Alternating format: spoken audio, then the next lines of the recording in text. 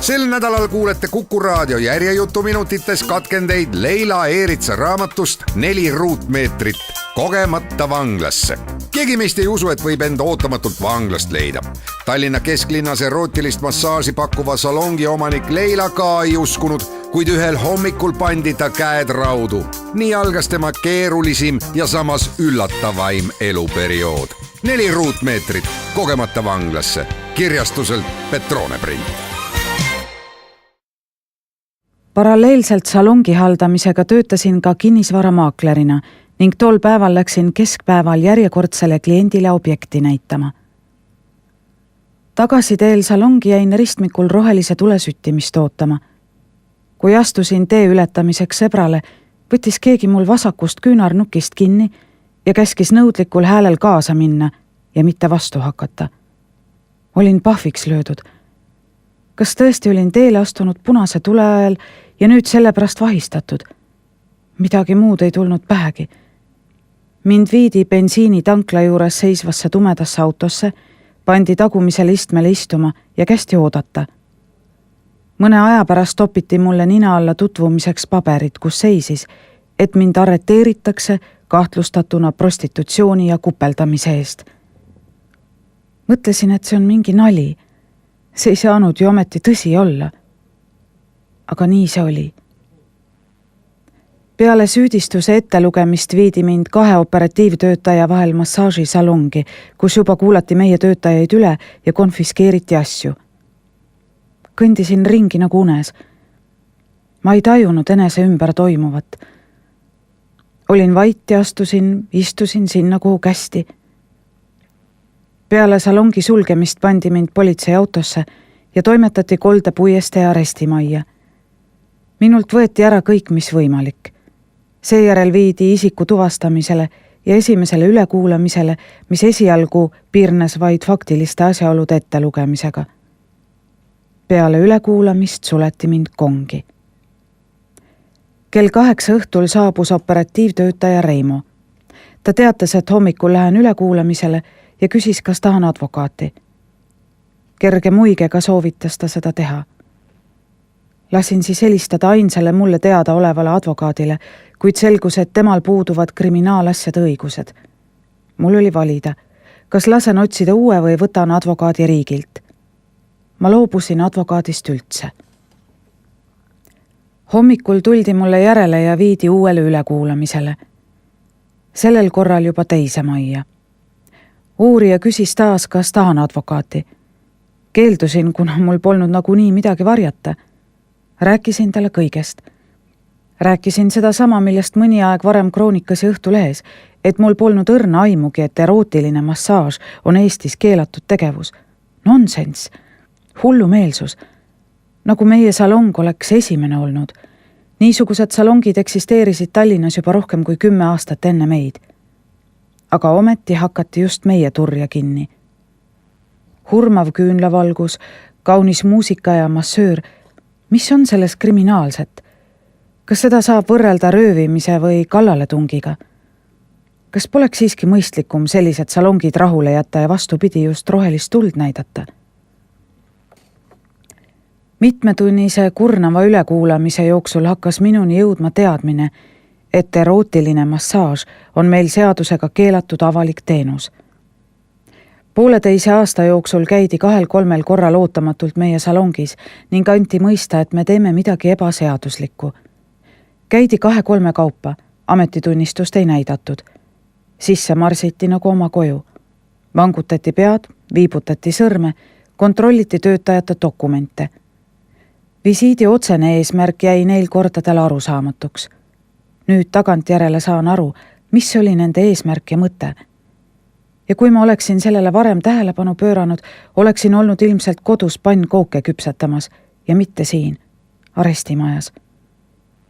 Mulle selgitati nüüd, et kui ma oleksin oma salongi sisemassaaži teinud, müünud seda ja ise kliendiga arveldanud, poleks mind üle kuulatud. Kriminaalseks muutub massaaž siis, kui seda vahendatakse. Uurija selgitas, kuidas ja mismoodi tohime massaaži edasi pakkuda. Kõik erootikale viitavad nimetused tuleb ära muuta ja samuti on massööril keelatud olla paljaste rindadega. kindlasti pidime vältima ka kõiki keha erogeenseid tsoone. Lõpuks peale ülekuulamist ja 24 tundi arestimajas viibimist lasti mind välja. Astusin õue. Päike paistis nii soojalt ja eredalt, et peale pikka kambris viibimist oli silmadel valus. Linnamüra mattis mind endasse. Seisin politseimaja trepil segaste tunnetega. Kogusin end paar minutit ja suundusin bussipeatusesse. Minu käekott ja rahakott koos dokumentide ja sõidukaardiga oli ära võetud. Mõtlesin, kuidas ma ilma kaardi ja rahata koju sõidan. Lähen jalgsi või? No ei, minu buss tuligi. Astusin bussi. Mul oli tunne, et kõik jõllitasid mind, nagu oleksid teadnud, kust tulen. Nägu oli magamata öö ja laiali valgunud kosmeetika tõttu muidugi kriimuline. Kahju, et päikeseprillid salongi riiulile jäid. Oleksin praegu tahtnud end nende taha peita. Koju jõudsin siiski sekeldusteta. Mark oli kodus. Hea, et poja oli lasteaias. Helistasin Markile, kui maja juurde jõudsin, sest koduvõtmed võeti mult ju ära. Mark tuli vastu, talutas mind trepist üles, võttis mantli seljast, kallistas pikalt ja hellalt ning pani diivanile istuma. Seejärel keetis ruttu kohvi, kuna mu vererõhk oli nii madal, et suutsin vaevu jalul seista. Kui toibusin, hakkasime Markiga juhtunut arutama. Ja ma sain kohe uue šoki, kui kuulsin, kuidas Mark kinni võeti. Mark oli käinud videomängu ostmas ja tahtis tagasiteel salongist läbi tulla, mulle järele. Salongi lähedal ristmikul punase tule taga oodates astus auto juurde ootamatult keegi arvatavasti joobes mees, kes hakkas vastu esiklaasi taguma. Mark avas ukse ja mees ei paistnudki enam purjus. Mark kisti rooli tagant välja, suruti nägupidi kapotile, tal väänati käed selja taha ja pandi raudu. Seda kõike otse ristmikul. Lugesin rahulikult raamatut. Nii rahulikult, kui mul viimastel päevadel seda teha õnnestus. Järsku avanes uks ja valvur teatas, et paari tunni pärast viiakse mind üle Tallinna vanglasse. Süda vajus saapas äärde, käed hakkasid värisema ja higistama. Südamerütmi häired, mis olid juba vahepeal hakanud kaduma, olid taas platsis ja veel ägedamalt kui enne. Nii palju tuldi vastu, et enne ärasõitu lubati duši all käia. Polnud teada, millal järgmisel korral ennast pesta õnnestub. Enne arestimajast väljumist oli järjekordne läbiotsimine. 5 naist pakiti autosse, iga üks eraldi puuri, mis omakorda riivistati. Puurid olid väikesed, nende vaheseinad tugevast pleksiklaasist, milles 6 pudelikorgi suurust õhuauku ning uksed metallrestiga. 2 naisel oli omavahel mingi kana kitkuda. Vanem vene keeles vanduv naine lubas noore umbes 20-aastase tüdruku esimesel võimalusel maha lüüa. Õhk autos oli täis viha ja raevu. Kui poleks olnud neid kinniseid puure, siis oleks kindlasti läinud kähmluseks ja julmaks arvete klaarimiseks. Sain aru, milleks oli selline isoleeritus vajalik. Mind paigutati 2 naisterahva vahele. Ees istus umbes minuvanune brünett elavate silmadega vilgas ja energiline naine. Ta vaatas selja taha ja mind märgates naeratas viivuks vaid silmadega. Hiljem sain teada, et ta nimi on Inna. Ülejäänud aja tegeles ta oma kambrikaaslase rahustamisega. Jõudsime vanglasse. Sain uue, veel suurema šoki. See oli kohutav. Need vanad ajast ja arust laguneva krohviga külmad seinad ning rõske vihkamist ja julmust täis õhk haarasid mind kohe endasse. Suure remonti vajava maja koridoris sattusin esimese asjana ninapidi kokku tavalises vanglariietuses vahialusega, kes jälgis mind suure huviga. Tundsin läheneva põrgu hingeõhku. Meid 4 suleti kohe esimesse vabasse vahekambrisse, mis pidi olema meie ajutine peatus. Noor tüdruk viidi ta enda ohutuse huvides kõrvalkambrisse. Õudne nõukogude aegse saunaruumi pilt tuli silme ette. Seina ääres olid pikad puidust pingid, mida vanasti võis kohata mõne väiksema alevi jaanitule platsil.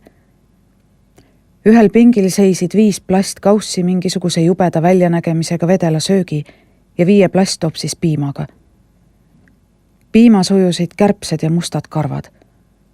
Seda nähes hakkas mul paha. Oleksin tahtnud oksendada, kuid hirm oli liiga suur.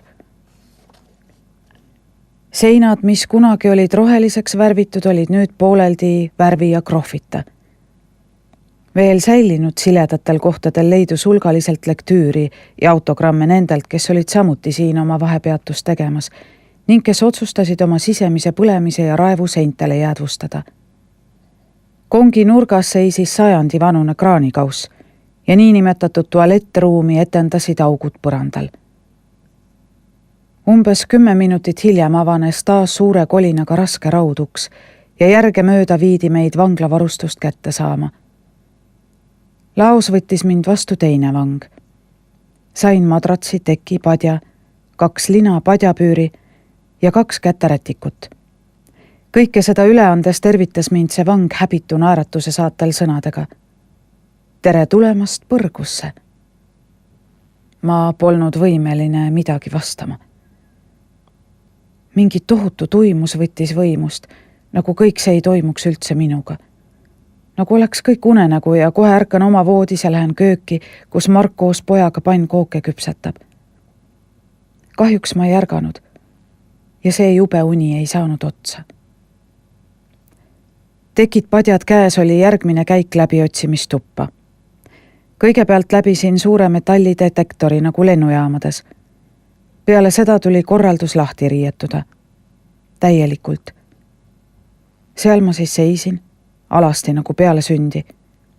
Mustal rõvedal põrandal paljejalu. Naisvalvur kontrollis üle terve mu keha, kaasa arvatud keha õõnsused otsides keelatud esemeid.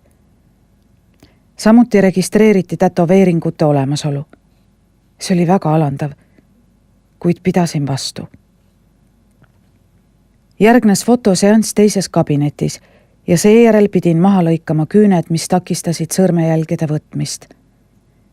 Selle jaoks kaeti terve peopesa rulliku abil musta pastaga ja iga sõrm jäädvustati paberile, eraldi veel ka peopesad ja käe väliskülg. Peale toimingut sortsutati peopesale vedelat seepi ja koos rebitud nartsuga saadeti mind taas vahekambrisse. Tahtsin hakata käsi seebiga sisse hõõruma, kuid Inna soovitas käed kohe nartsu ja vedelseebiga sisse hõõruda, muidu ei tulevat must pasta üldse maha. Sain aru, et ta polnud seal esimest korda. Tundsin end pehmelt öeldes valge varesena. Vaatasin ülejäänud seltskonda. Kõik juba mitmendat ringi tagasi. Pärast sõrmejälgede võtmist järgnes arstivisiit koos kohustusliku vereanalüüsiga ja DNA proovide võtmisega. Arst esitas erinevaid küsimusi põetud või olemasolevate haiguste kohta. Peale arstivisiiti jagati kätte meie passid.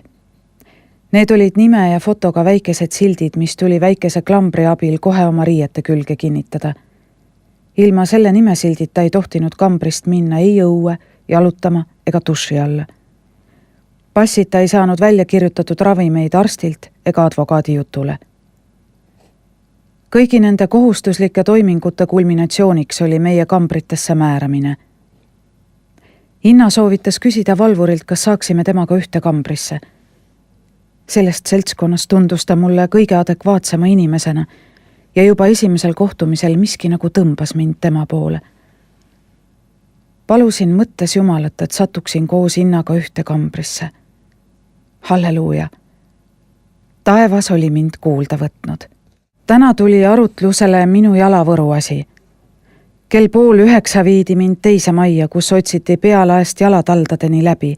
Isegi tossude tallapõhjad võeti välja. Kui olin taas riides, sain kätte kuiva pajuki, kus leidus 4 viilu saia, 2 keedetud muna, sulajuustu, õun ja väike plastlusikas. Ühes käes toidukott ja teises minu uus lemmikraamat Uus testament. Astusin reipal sammul väike bussi poole. Raamatukogu pole meile tellitud raamatuid siiani toonud, kuid eile külastas meid Inna avalduse alusel kaplan, kellega saime vestelda toiduluugi kaudu. Kuna mul oli raskusi Inna venekeelse piibli lugemisega, siis palus ta kaplanit, et mulle toodaks eestikeelne väljaanne. Paari tunni pärast saabuski kaplan Uue Testamendiga ja terve õhtu oli sisustatud. Süvenesin kirjutatusse sedavõrd, et jätsin isegi õhtuse supi vahele. Olin ju isegi seda õhtust suppi hakanud mõne lusikatäie kaupa sööma. Bussis istus rahvast juba ees. Mina olin 6. Mind lukustati väikesesse pugerikku ja sõit võis Liivalaia kohtumajja alata. 5 minutiga jõudsime kohale ja meid viidi ükshaaval trepist alla keldrikorrusele. Naisvalvur toimetas mind koridori lõpus asuvasse kongi. Jõudsin märgata, et minu uksel seisis number 12. Ja kui kongi uks avati, lõi see lihtsalt sõnatuks. Kongi mõõtmed olid umbes 1,5 meetrit korda 2 meetrit. Vasaku seina küljes seisis puidust pink ja laes rippus rauast trellide taga lamp. See oli kõik. Lampi kattis 3 metallresti, nii et poolvalgusest jäi sinna kinni. Kong haises uriini ja kuivanud vere järele ning tähelepanelikult silmitsedes võis märgata vanu vereplekke nii toolil kui ka seintel. Minu istungini oli aega terve tund, nii et lugesin raamatut. Natuke enne kella 10 tuli konvoi mulle lõpuks järele, aga kui koridori astusin, pandi mul käed raudu. Olin šokeeritud. Püüdsin nalja teha, et hirm välja ei paistaks. Olin endale lubanud, et minu hirmu ei näe keegi. Tohoh, millised huvitavad võrud. Olen siiani vaid roosasid ja karvaseid kandnud. Peaksite need välja vahetama. Konvoi naeratas sõnatult. Liikusime mööda pikki lõputuid koridore ülespoole. Igal pool seisis vana ja aegunud nõukogudeaegne mööbel. Suured koridorid haisesid hallituse, kopituse ja konide järele.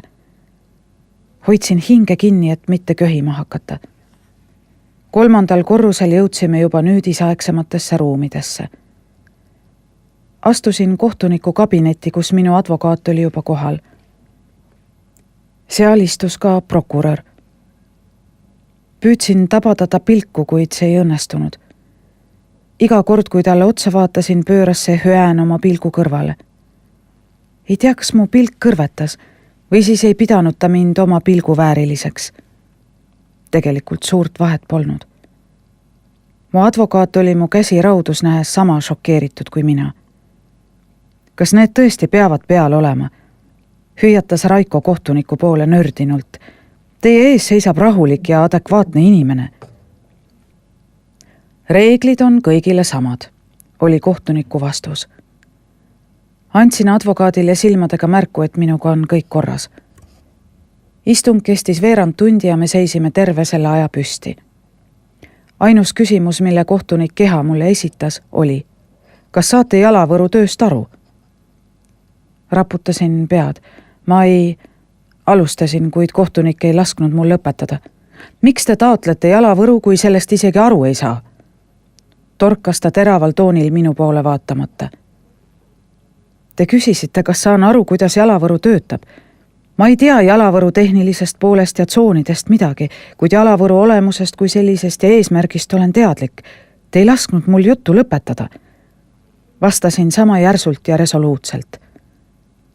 Paistis, et kohtunik jäi vastusega rahule. Hästi, teen otsuse kell 13.15. Sellega on kõik. Otsust pidin keldris ootama. Õnneks võeti enne kongi sisenemist käerauad ära ja ma lugesin edasi. Kohtuotsusest anti lubatud ajal teada koridoris printeri kõrval. Isegi kabinetti ei viidud. Otsus oli just välja prinditud, trüki soegi veel ja loomulikult oli see negatiivne. Arvestades senist käitumist ja suhtumist minu isikusse anti mõista, et otsus oli ette ära tehtud ja menetlus oli lihtsalt vajalik edasiste toimingute jaoks. Uurimine käis tagurpidi. Faktilisi asjaolusid, mis minu kasuks rääkisid, ei arvestatud siiani kordagi. Näiteks see, et raha meilt ei leitud ja intiimteenuseid me ei osutanud. Minu varasem puhas taust ja ka see, et peale esimest vahistust käisin isiklikult uurimas, kas ja kuidas edasi teha võib, ei lugenud.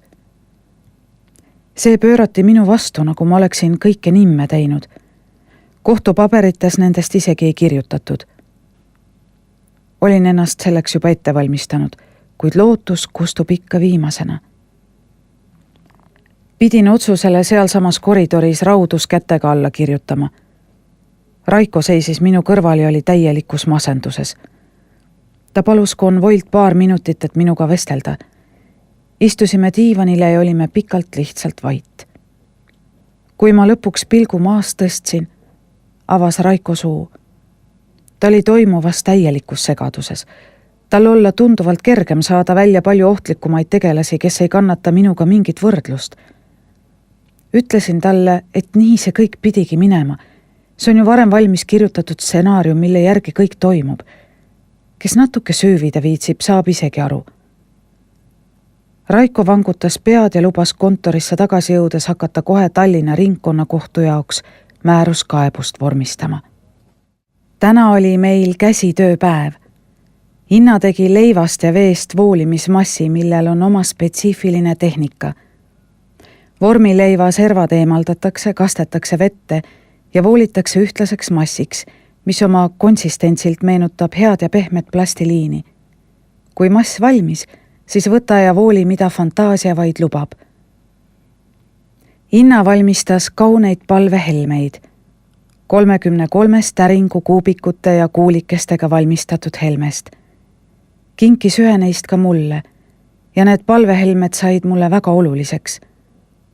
Hea oli neid sõrmitseda. See tegevus oli sügavalt rahustav, eriti enne uinumist. Ise ta hoidis omasid piibli vahel. Neid helmeid tegime ka teistele kingituseks, kas siis mälestuseks või sünnipäevaks. Samamoodi kui kirju saatsime ka helmeid edasi. Inna õpetas meid leeraga neid valmistama ja me tegime neid oma sugulastele lootuses neid siit mälestuseks kaasa võtta. Palvehelmed ja vangla kuuluvad kokku samamoodi nagu trellid ja vangla. Palvehelmed ise on aga ühed vanimad ehted üldse inimajaloos. Nende eesmärk on aidata kaasa palvete lugemisele, et hoida mõtted ja tähelepanu koos. Nende sõrmitsemine kingib mingis mõttes liigutuste rutiinsuse, mis aitab kaasa lõõgastumisele ja mediteerimisele. Mulle oli oluline, et helmeid oleks 33. Sama palju aastaid elas maa peal Jeesus Kristus ja ka minu enda elu muutus kardinaalselt 33-aastaselt. Tutvusin oma teise abikaasaga, kui olime mõlemad 33-aastased. Kohe kui kokku saime, teadsime, et nii see ka jääb. Me olime nagu ühe täiuse 2 osa. Vanglas pole niidid, nöörid ega paelad lubatud. Kui vaja midagi nõeluda või riideid parandada, tuleb avaldus kirjutada. Laupäeviti tuuakse 1 nõel ja natuke niiti, mis hiljem tagasi võetakse. Vangid teevad paelu, nööre, niite ise. See on päris huvitav vaatepilt. Nööri valmistatakse kilekottidest, kas siis leiva või prügikotist. Kott lõigatakse umbes 5 sentimeetri laiusteks ribadeks. Keerutatakse spiraalselt kokku ning seda hakatakse sõrmede vahel välja venitama. Kott annab järele ja venib spiraali moodi lõngalaadseks paelaks, vajaduse korral peeneks niidiks. Kui kott on värviline, annab teha isegi kaunist mustrit. Seda kilepaela nööri kasutatakse siin milleks tahes. Suurim kasutusala on muidugi hobust ja langevarju lastes. Hobune liigub akna taga üles alla nööri allotsa kinnitatud raskusabil. Langevarju aga saab kasutada tuulise ilmaga, kui on vaja ühendust võtta kaugemal olevate kambritega ja vahepeal teed puuduvad. Tuule suurenedes seotakse nööri otsa kerge kilekott ja lastakse see tuulelohe põhimõttel lendu. Nööri antakse järele täpselt nii palju, et see vajaliku akna alla ulatuks. Seal aga tõmmatakse see kott ise valmistatud konksu abil koos nööriga aknaaugust sisse ning kinnitatakse nii, et valvur seda ei märkaks. Mööda seda nööri saadetakse kirjakesi. Meil on nöörid samuti trellide külge kinnitatud ja need avastades tiritakse nad raudselt katki, kuid me oleme kavalad. Kõiki riknevaid toiduaineid, mida poest tellime, hoiame akna peal. Esiteks põhjusel, et seal on külm ning on lootust, et vorst ja hapukoor püsib natuke kauem söömiskõlblikuna. Teine põhjus on see, et trellide ette vorstipakk ja saiapetse ning majoneesi ja ketšupi pudeleid kuhjates varjavad need ära hoolega kinnitatud nöörid. Tavaliselt pole loenduse ajal valvuril aega neid toiduaineid maha laduda, et uurida, kas sinna taha on midagi peidetud. See meid päästabki. Enamasti.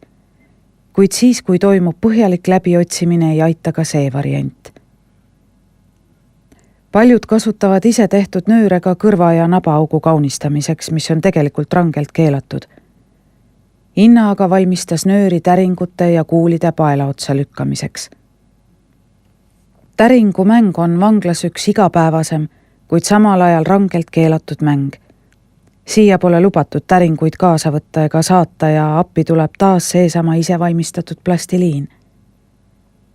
Vangide seas on väga huvitavaid kuldsete käte ja lendava fantaasiaga inimesi.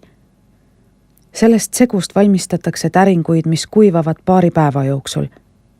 Poest ostetutega suurt vahet polegi. Täringud on keelatud, kuna nendega mängimist peetakse hasartmänguks. Mängitakse tõesti millele tahes, raha, mingi teenuse, esemete inimeste peale. Inimeste peale mängimine tähendab seda, et mängu kaotanud isik peab kellelegi mingi teene osutama. Teened ise võivad olla seinast seina ja nende teenete tagajärjed võivad olla vägagi kurvad. Kuulsin juhusest, kus mehed mängisid täringuid ja kaotanu pidi kellegi ära koksama. Nagu ma aru sain, seda õnnestuski. Kuna oleme mitte suitsetajad ja väga rahulikud tüdrukud, siis meie läbiotsimiseks väga põhjust ei anna. Risk on siiski suur. Samuti kasutame vee keetmiseks ju traktorit, mis on suhteliselt ohtlik. Valesti valmistatud atribuut võib tekitada elektrilühise, mis on siin majas pea igapäevane probleem ja põhjus keegi läbi otsida. Tere hommikust! Tere hommikust! Olete ikka Eerits? Eile veel olin. Võtsin oma tabletid pahuralt vastu. Sellised nõmedused hommikul vara. Heitsin uuesti pikali. Jõudsin vist uinudagi, sest ehmatasin ukse kolina peale üles. Hüppasin esimese hooga püsti, üks silm kinni ja kobasin nimesildi järele, mille puudumisel võib kaela sadada raport, halvemal juhul kartser. See oleneb valvuri tujust ja läbisaamisest kinnipeetavaga. Uks avanes ja taas sadas sisse terve delegatsioon. Tundsin end nagu ahv loomaaias, kes püüab turisti saabudes plusspunkte teenida. Tere hommikust, ütles valvur Ken kõndides akna alla ja tagasi. Teile polegi veel kedagi juurde toodud. Nagu näete, ei ole. Võite ise teinekord siin magada, siis meil ka lõbusam. Puristasin eneselegi ootamatult. Valvur Ken pööritas minu sõnade peale silmi ja astus vaikides uksest välja. Vaevalt vajus uks kinni, kui Inna pahvatas. Leila, no tead, kui sa ütled, siis ikka ütled. No mis Leila? Ära on juba tüüdanud. Tõeline loomaaed ja tsirkus. Ma saan aru, et eeskirjad on eeskirjad, kuid kõigel on piir vähemalt minu jaoks. Igal hommikul üks ja sama küsimus. Olete ikka üksi? Käratasin endalegi ootamatult. Oot, rahu nüüd. Ma lihtsalt niisama ütlesin, ära endast välja mine. Kui ta poleks ka midagi öelnud, poleks ka mina midagi kobisenud. Ja see hommikune, olete ikka Eerits? Mis see olema pidi? Mis siin öö jooksul muutuma pidi? Abiellusin uuesti või? Nii, mõtlesin oma peas. Olin end täna käima lükanud juba vara hommikul. Püüdsin ennast maha rahustada, midagi hullu ju pole, ja panin veekannu keema. Tead, sa rääkisid täna unes. Ütlesid 414 ja tolladna vene keeles. Ütles Inna. Tõsi ka või? Ajasin kõrvad kikki. Olin tõepoolest unes neid numbreid näinud. Tegelikult nägin täna öösel unes veel palju huvitavat, mida pean hakkama seedima ja püüdma õigesti tõlgendada. Mulle hakkas see tegevus meeldima. Lähen igal õhtul magama suure huviga, et teada saada, mida toob järjekordne uni. Ma ei tunne isegi teleka järele vajadust. Igal ööl on filmid seiklused üks huvitavam kui teine. Ja nende lahtimõtestamine on kui ristsõna lahendamine ühe avatud tähega. Aga ristsõnad mulle meeldivad. Nad hoiavad aju pidevas töös ja pinges. Ühes tänases unenäos oli hetk, kus teadsin, et pean koju minema. Tean, et Mark ootab. Tajun seda. Kuid tean ka seda, et pean ootama kella 10, enne kui kuhugi minna saan. Siis avanes kambri uks ja sisse astus Ljubov, naine, kes meie juures juba novembris oli. Vaatasin kella, see oli täpselt 10. Taas oli mu unenägu ettekuulutus olnud. Kõige vähem oskasin oodata just seda inimest. Tõsi, ta oli tookord meiega vaid nädala, kuid jõudis mingis mõttes omaseks saada. Ka tema reaktsioon oli suhteliselt ootamatu, kui meid nägi. Ljuba hakkas suure häälega nutma ja oleks kokku kukkunud, kui me teda toetanud poleks. Küsisin valvurilt, mis juhtus. Kuid vastuseks kehitas ta vaid õlgu. Aitasime memmel asjad sisse tõsta ning talutasime kada enda kambrisse. Panime istuma. Ta vaeseke nuttis suurest õnnest, sest oli südamest soovinud vaid meie juurde sattuda. Embasin teda ja rahustasin ta maha. Meie juurde toodi ta otse haiglast. Haiglasse sattus ta arestimajast. Novembris viidi ta otse oma korteri ja garaaži läbiotsimisele. Sealt aga arestimajja, kuna tema advokaat pidas seda kohta Ljubale natuke rahulikumaks. Arestimajas oli Ljuba üksi kogu selle aja ja pideva närvipinge tagajärg oli järjekordne insult. 2 nädalat hoiti teda vangla haiglas. Arvati vist, et haiglas pikutamisest piisab ja ta toodi koos kompsude ja madratsitega taas meie kambrisse. Nii-öelda taastusravile. Oi Ken, mõtlesin hommikuse jutu peale, jäid hiljaks. Vaba koiku ongi läinud, pilkasin valvurit. Loodan, et vähemalt homme hommikul seda vana nalja enam ei kuule. Lõunapaiku saime õue. Ma polnud värske õhu käes olnud juba 2 päeva. Teel bokside juurde märkasin, et kogu lumi, need hangemäed on ära sulanud. Küsisin valvurilt, Ken, kuhu sa kogu lume panid? Kas igatsed lund taga? Küsis Ken. Igal juhul parem kui see bassein. Ma ju ütlesin, et ei oska ujuda. Kavala muigega sulges Ken meie selja taga ukse. Hiljem saabus meie juurde ka Inna. Jalutasime täna tervelt 1,5 tundi. Ken tuli järele. Avas ukse ja astusime kiirelt minekule. Ken marssis kiire sammuga meie taga. Tulen kontrollin, et te mul jälle üle kätte ei läheks. Muidu karjutasin kogu aeg, pärast ei jõua arsteile kurgurohtu jagada. Targutas ta meie taga kõndides.